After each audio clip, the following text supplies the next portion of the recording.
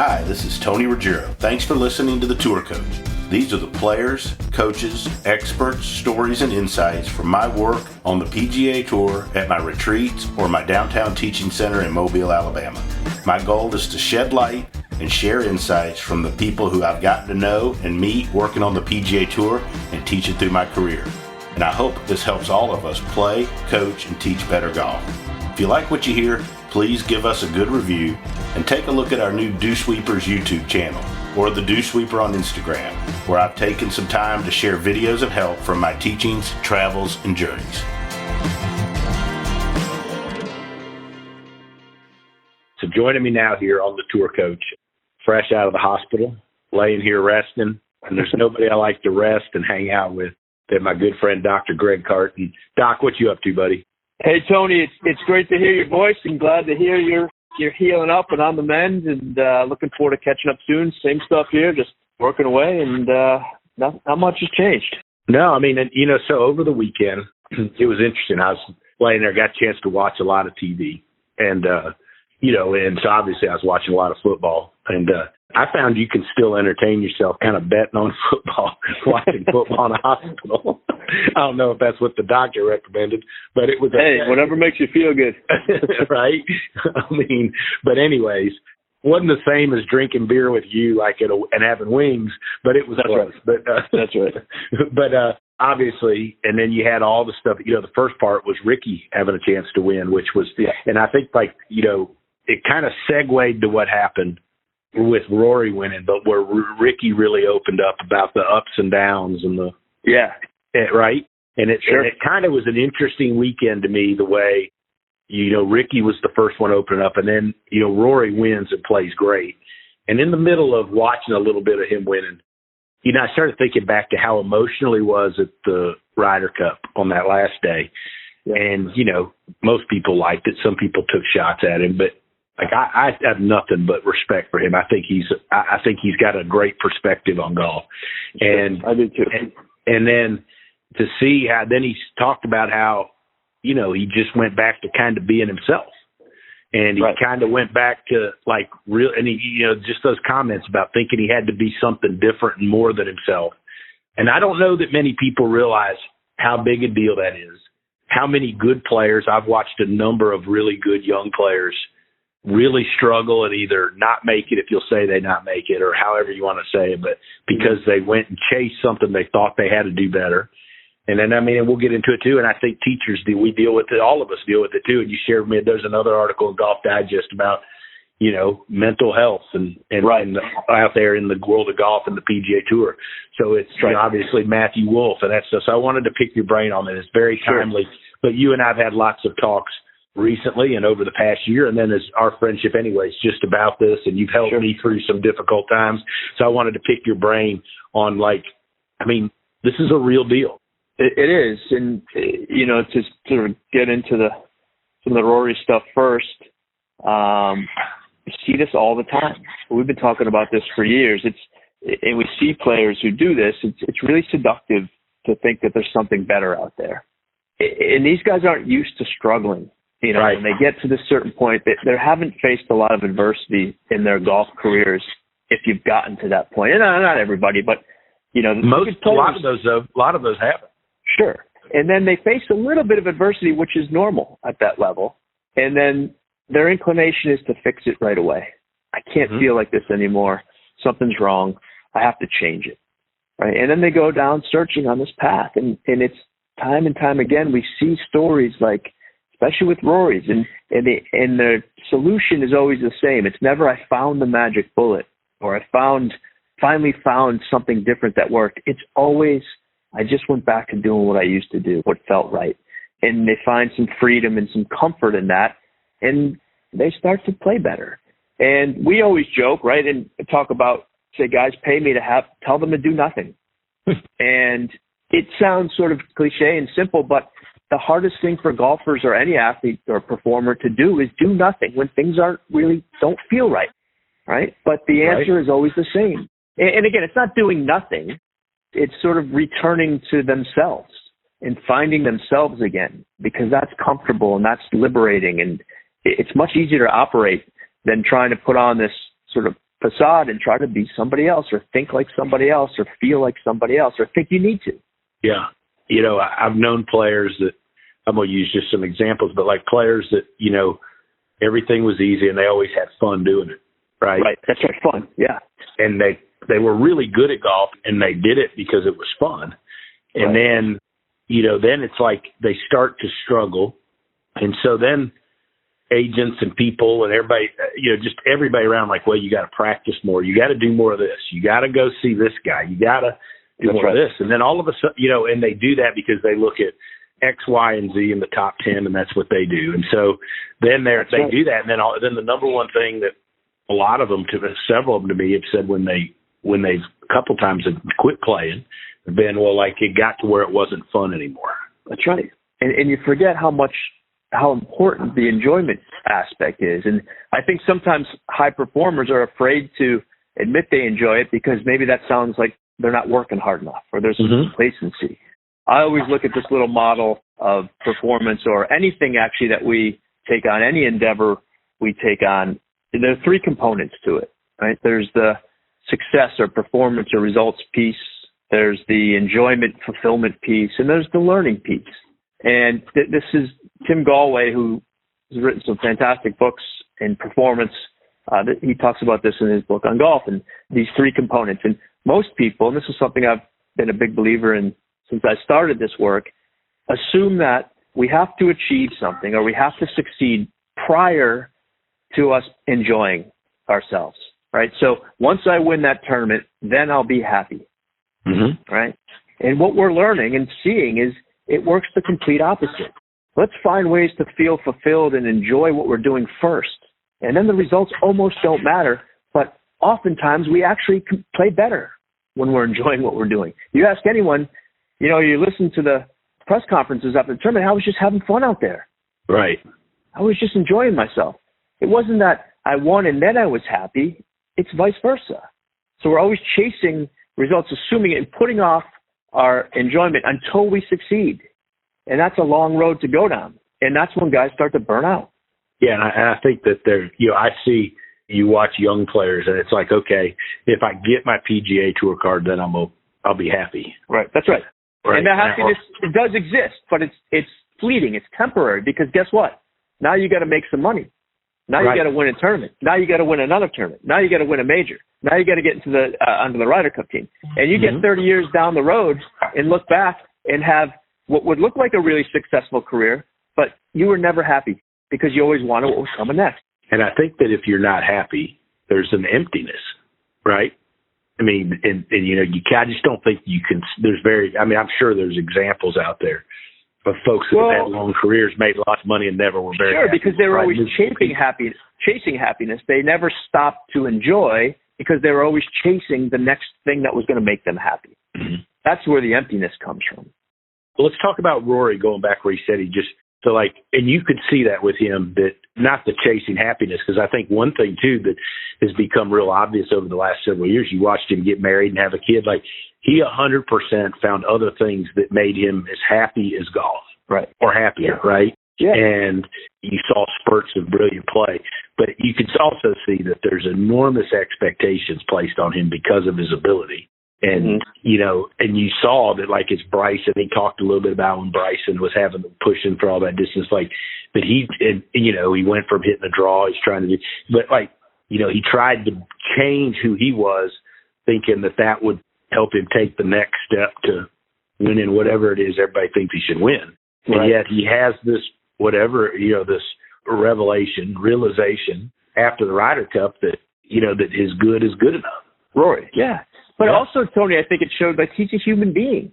And sometimes we forget that, right? Like these performers and high-level performers and successful athletes and business people and artists and musicians, they're human beings before their identity is a human being, not as a performer. Golf is just something these guys do. Right. So meaning they're not immune from experiencing all the emotions and the feelings and the frustrations that normal human beings experience. Right. But because they identify with strictly being a performer, when they face some adversity or some frustration, they assume immediately something's wrong. And the judgment and the doubt starts to creep in. And it's really tough to compete when you're constantly judging yourself. Mm-hmm. And that's what happens.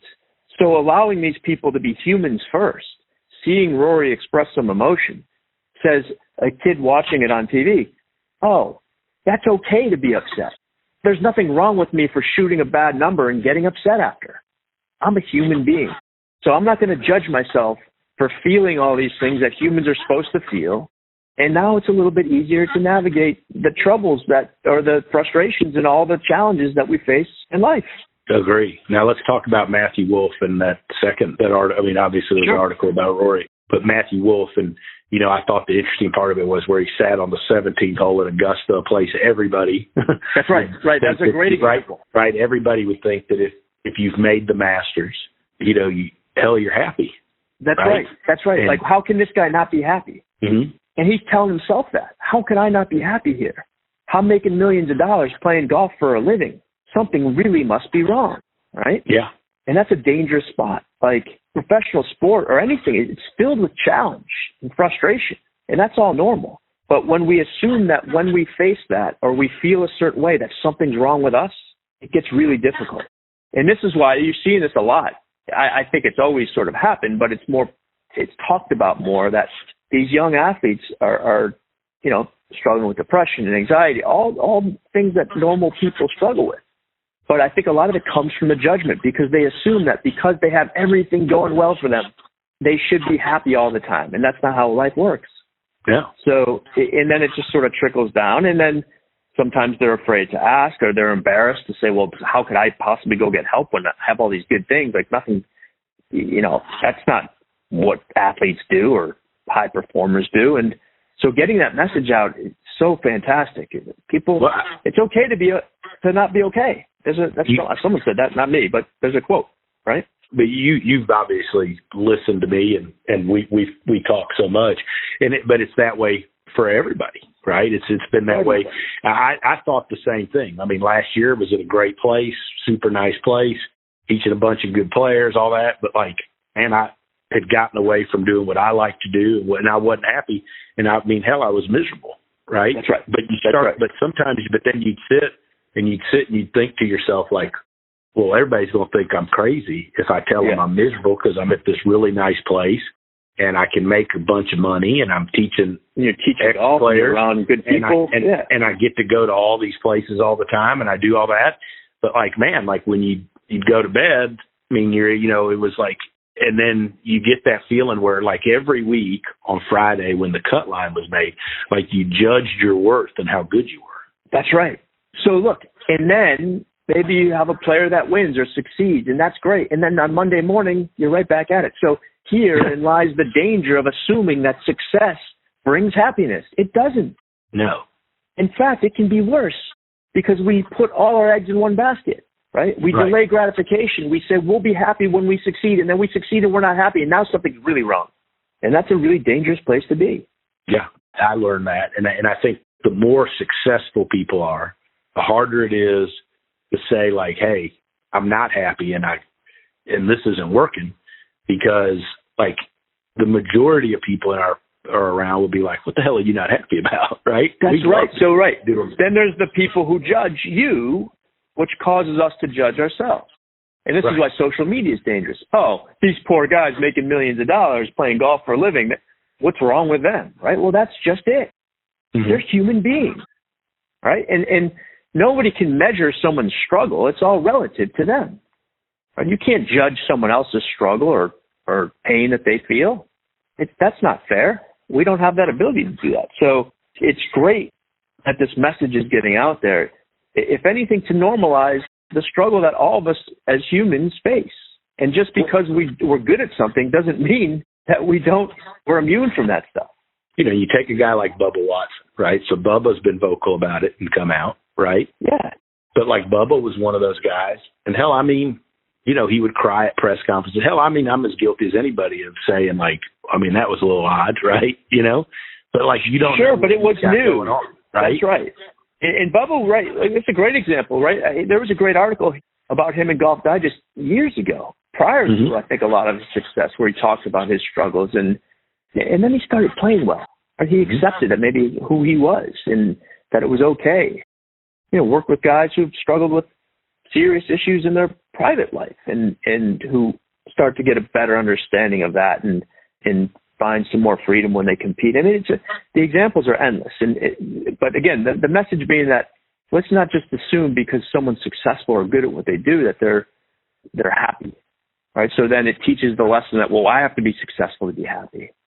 Right. And that's dangerous. So you're right. It is a lot going on. And with social media and these guys are constantly, their lives are sort of out there for everyone to see. It's tough. Give those guys, I have a lot of compassion for these guys who have to put their lives out there for everyone to see and then perform. That's really difficult. It's hard enough to go to the course by yourself and play well. Yeah. I found, and you see this on tour too with some of these young guys, and I've found it in my own life that, like, as you're successful, you have tons of people around you that all act like they're your friends, right? And I think you get that. You get kind of it's like you feel like you're the most popular guy in the world, right? But then when you all of a sudden you decide that that's this isn't, you're not happy and this is not what you want to do, then you find out who your real friends are, right? You find out who really is with you and cares about you for you. That's right. Yeah. That's right.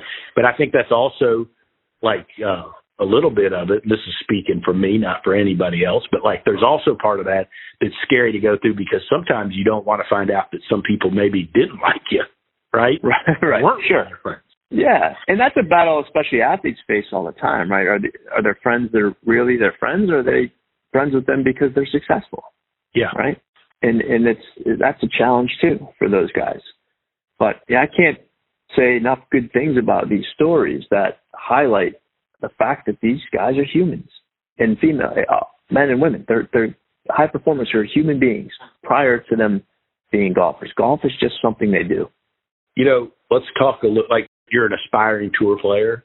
You're a tour player. You're a coach, a teacher, whatever, and you're going along and then you feel like I think I always use the word, you feel like you're lost. You just wake up one day and you feel like you're not who you are, Right. And you don't really know how you got there. To me, that's the thing with me is it's always like, you don't really know how you went from A to B. It's like all of a sudden one day you wake up and you're just like, what the f- is this? Right.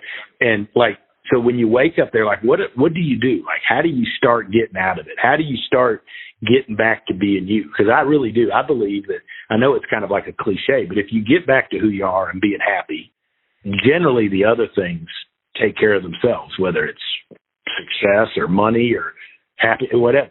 They seem to follow instead of trying to chase those things. Well, that's a good, we sort of understand and you put into perspective, like, what does challenge mean, right? Challenge provides an opportunity for us to look at ourselves and we feel fulfilled when we're able to overcome those challenges, right?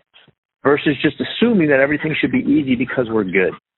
And so, like, a lot of my work, I feel like with my clients, is not so much to do with let's make you play better. Let's help you understand yourself better so that you can feel good regardless of the result. And if you remove the fear of a bad result, right, or the feeling, well, things become a little bit easier to navigate. Right? The best calls I get are from guys that say, hey, I didn't play that great today, but man, what an enjoyable round. And that does happen. Yeah. Oh, yeah. Right? And those are the best. It's not, like when you're playing well, things are easy. It's the challenge. And then I always ask kids this question when we start working together, young kids, why do you play? And their answer is always because it's hard.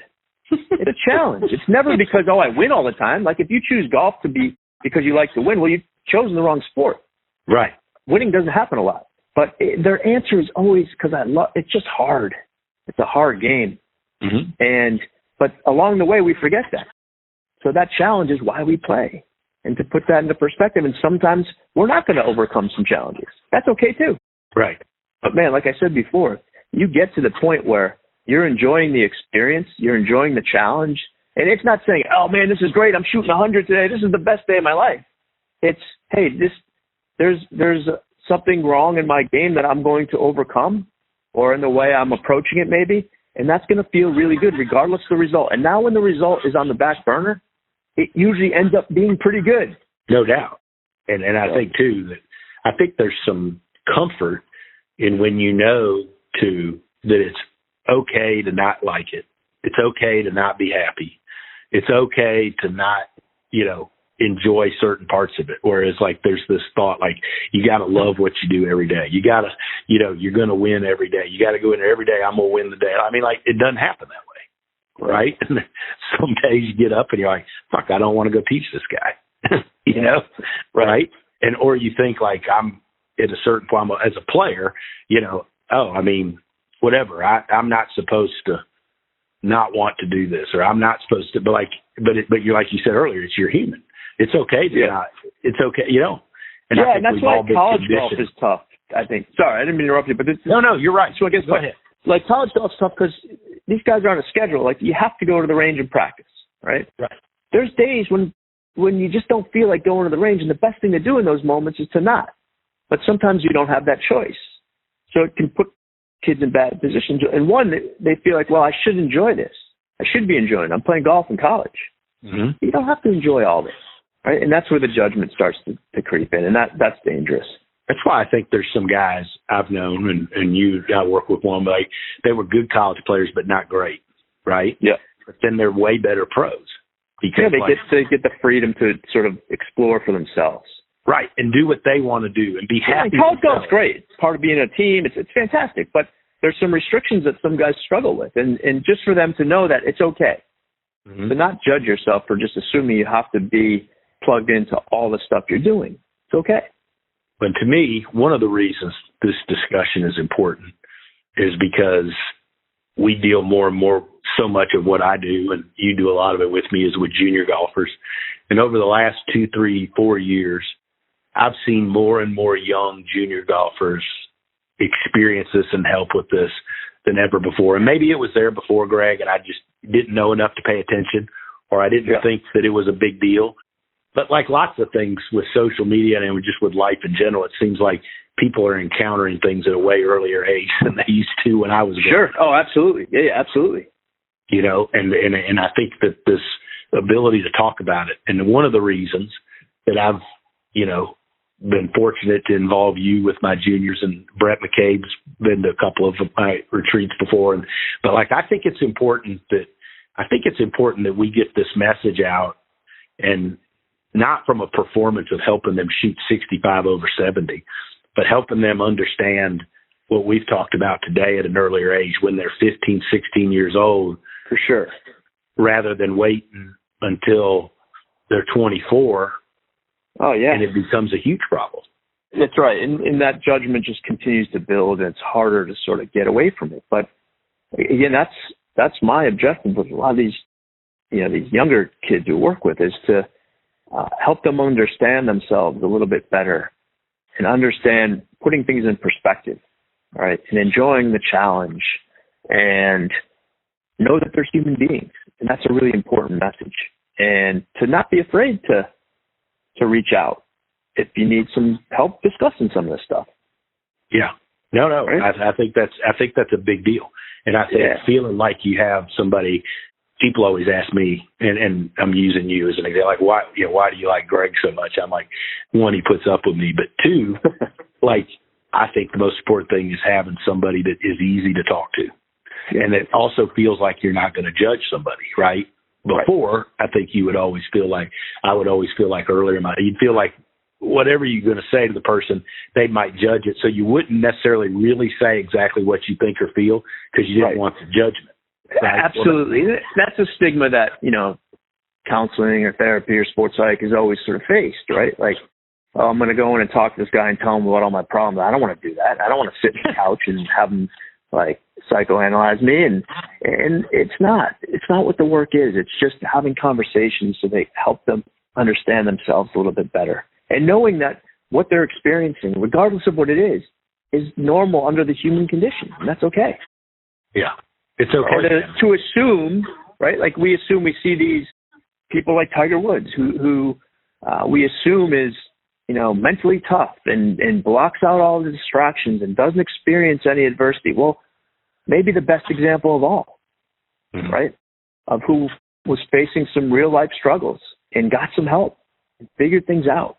The greatest athlete arguably of all time, right? Who a whole generation developed of golfers aspiring to try to be like him, right? And to understand that you got to find your own way and find what works for you. And that all the stuff you experience along the way, it's okay, as long as you're not going to judge yourself. Right. Or want to be like somebody else. And that brings it back full circle to the original conversation about Rory, right? Let's try to be better. Let's try to be like somebody else. Let's swing like that person. Or let's think like this person. Versus let's know that what I'm thinking and feeling and how I'm playing is enough. Yeah. Just try to improve yourself. Be That's yourself. Right. But and I'm not saying don't put in the work and experiment and go to the range and try different stuff, but to know that you're doing it to find what's best for you, not incorporating things that have worked for others and just assuming that it's the right way for me. Which I think transfers all the way down through instruction with everything. Everybody has these, they try to force people with talent into doing everything's got to be done a certain way, right? If the club's here, you can't play. If the club's there, or whatever it is, sure. And I think that the best thing that we can do is help people get better at being themselves and figuring out, like, especially like with good young players. I like trying to help them figure out, Bill Harmon said to me once at Frederica doing a camp like that, his dad always taught him to look at, like, why was the player already good and figure out why it worked. Yeah. Right? What made you good? Which is different than most of us teachers. We look at everything like, why is this kid not as good or person not as good as they should be, and they go fix things. And, but like that made sense to me. Like, I think we should be trying to figure out why this kid's good and what can we help them get better at doing within themselves to make them reach their potential instead of just changing everybody. Yeah, that's right. That's right. And I think that's where the problems start, thinking that we're not good enough. Mm-hmm. But I think that's prevalent. I think there's lots of it. It is. Yeah, and that's normal. And that's sort of also like we want to always get better, which is fine, but maybe we're not doing it the right way. Well, I think social media makes it worse because you have every teacher, every person in the world puts up every day what they're doing to make you like. That's right. I rolled out of bed one day and I looked and I was like, I looked at a teacher and he'd already done 22 things and I was like, I'd eaten 3 donuts and a Coke. And I'm like, I'm behind. It is, and that's right. That's funny right? You said it, but it's like that's all that's portrayed is all the good stuff, right? Right.